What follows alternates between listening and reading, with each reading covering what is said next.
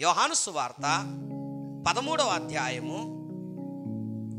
యోహాను సువార్త 13వ అధ్యాయము 2వ వచనం చూడండి.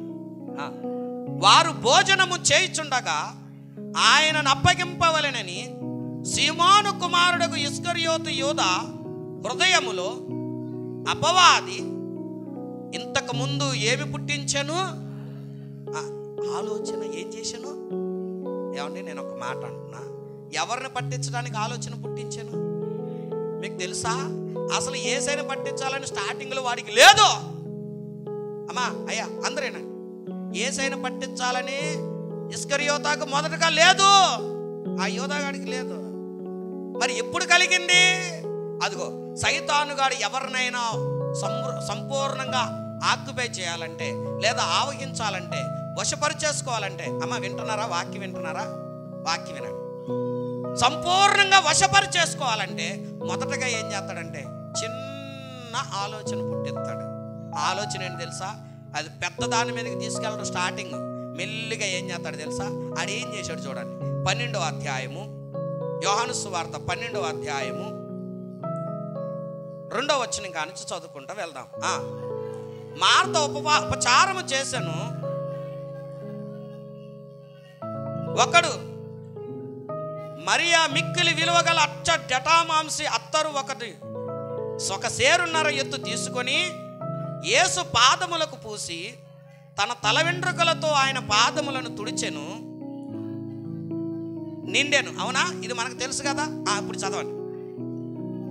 ఆయన శిష్యుల్లో ఒకడు ఏంటంట? అప్పగింపవలెనని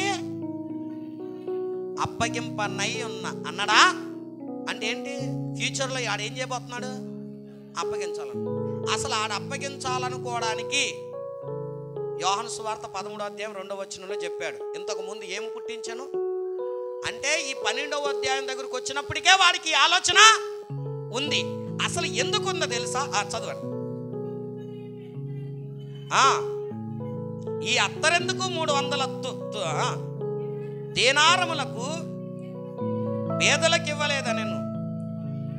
వాడు ఇలాగు చెప్పినది కాదు గాని ఏంటంటాడు? ఫస్ట్ వాడి లక్షణం ఏంటి? వాడు దొంగడు కాబట్టి ఎవరిని అప్పగించాలని ఫైనల్గా ఫిక్స్ అయిపోయాడు.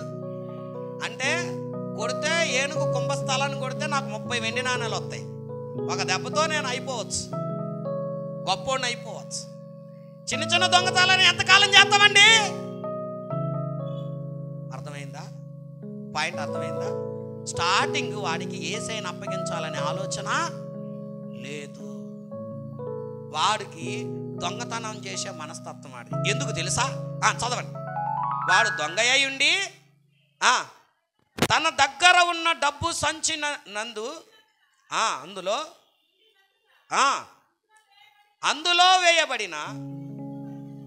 వేయబడినది ఏం చేయొచ్చు వచ్చాను అంటే వీడికి బేసికల్గా ఏం పిచ్చి? డబ్బు అంటే ఇష్టం కాబట్టి వాడు ఏం చేశాడు? దొంగతనము. ఎంత ఘోరంగా ప్రియులారా! సాతాను గాడు పుట్టించిన చిన్న ఆలోచన డబ్బు అనే ఆశ, అది దొంగతనం చేసేటట్టుగా చేసింది. దొంగతనాలు ఎంతకాలం చేద్దాం, ఒకేసారి వేసేద్దామని చెప్పేసి చివరికి వేసేనే. తెలుసుకోండి ప్రియులారా, నీకు ఉన్న చిన్న బలహీనతను వదిలేస్తావు నువ్వు. ఏమండి, నేను అంటున్నాను, మీరెవ్వరు ఫీల్ కావద్దు. నేను మీకు చెప్తున్నా, ఆశీర్వాదం పొందాలని నేను ఎంతో తృష్ణ కొనుచున్నా. మీరందరూ ఏం పొందాలని?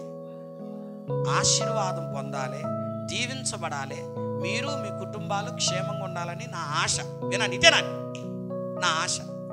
నేను సేవకుడుగా ఒక కుటుంబము కానీ, ఒక వ్యక్తి కానీ, లేదా ఒక విశ్వాసి కానీ ఆశీర్వదించబడాలంటే ఎలా ఉండాలో చెప్తా ఉంటా సంఘంలో.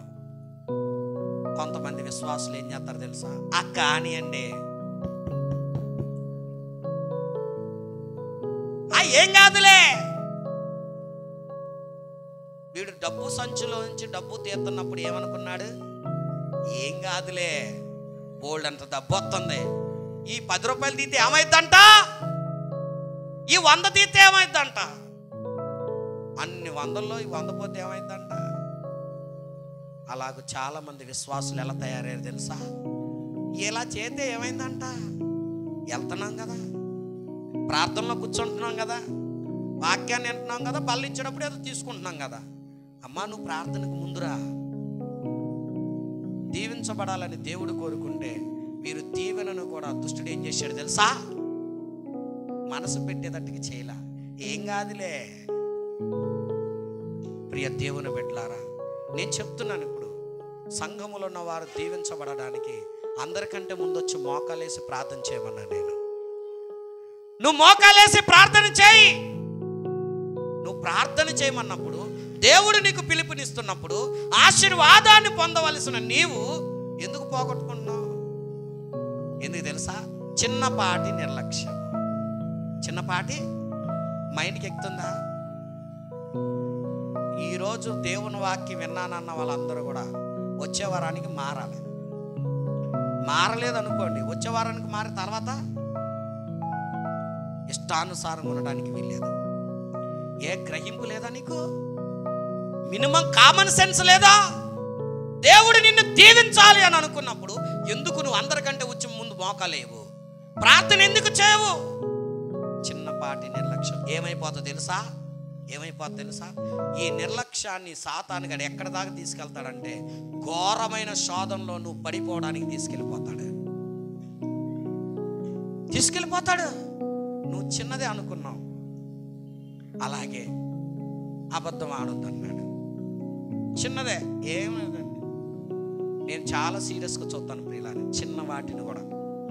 కొన్నిసార్లు చూసి చూడనట్టు వదిలేస్తూ ఉంటాను, కానీ కాన్సన్ట్రేషన్ చేసి చూస్తాను. ఎందుకోసం అంటే నువ్వు ఆడిన చిన్న అబద్ధము నిన్ను తర్వాత ఏం చేస్తా తెలుసా? పెద్ద పెద్ద అబద్ధాలు ఆడించి నిన్ను ఒక దుష్టత్వంలో ఇరికించేయడానికి సాతానుగాడు కుట్ర పన్నుతాడు. దానికి మంచి ఎగ్జాంపుల్ ఇస్కరియోతు యూదా. ప్రియులారా, ఒక్క మాట జ్ఞాపకం చేసి ముగిస్తా, జాగ్రత్తగా వినండి. యేసయ్య దగ్గర దేనికి చోటు లేదు? దుష్టత్వానికి. ఇప్పుడు నేను చెప్తున్నాను, యేసయ్య నీలోకి వచ్చి ఉన్నాడు అని అంటే ఇప్పుడు నీలో ఏముండకూడదు? చోటు ఉంటే.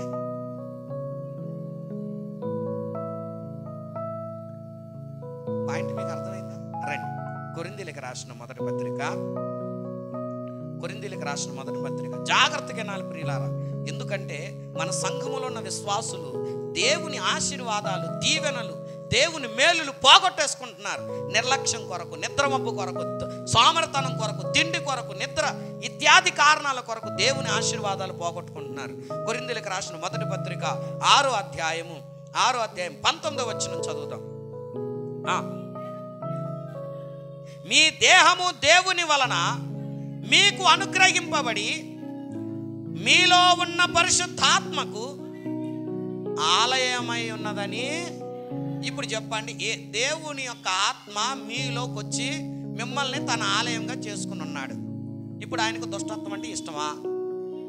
చెప్పాలి, ఇష్టమా? అర్థమవుతుందా? కుమారుడిని అర్థమవుతుందా? దుష్టత్వాన్ని అంటే యేసయ్యకి ఇష్టమా? పరిశుద్ధాత్మ దేవునికి ఇష్టమా? ఇష్టం లేదు. ఇప్పుడు నీలో చిన్న చిన్న బలహీనతలు నువ్వు ప్రవేశపెట్టుకుంటున్నావు సాతానుగాడి ప్రేరేపణతోటి. ఇప్పుడు ఆయన ఏం చేయాలి? దుష్టత్వానికి ఆయన యొద్ద దుష్టత్వమును చూడలేనంత పరిశుద్ధుడు ఆయన. ఇప్పుడు నువ్వేం చేస్తున్నావు అంటే నాలోనికి రాయి అంటున్నావు, అలాగే సైతానుగాడు ప్రవేశపెట్టి ఆ బలహీనతను కూడా నీలోకి తెచ్చుకుంటున్నావు. ఆ చిన్న బలహీనత ఏమైపోద్ది తెలుసా? వినండి, ఆయన ఎందుకు ఈరోజు మనతో మాట్లాడుతున్నాడు, జాగ్రత్తగా వినాలి. నువ్వు చిన్నదే కదా అని ప్రవేశపెట్టుకుంటున్నావు, ఒకానొక సమయానికి యేసయ్య నివసించలేనంత దుష్టత్వంతో నిండిపోతావు. నువ్వు దుర్మార్గురాలు అయిపోతావు. సేవకుడు నీకు పిచ్చోళ్ళ కనపడుతున్నాడా? ఒక జోకర్లా కనపడుతున్నాడా? లేకపోతే ఓ పద్దాకు చెప్తాడు అనుకుంటున్నావా? నిన్ను, నీ కుటుంబాన్ని దుష్టుడు నివసించే ఇల్లులాగా చేసేయడానికి సాతానుగాడు కుట్రలు పన్నుతున్నాడు. బుద్ధి లేదా?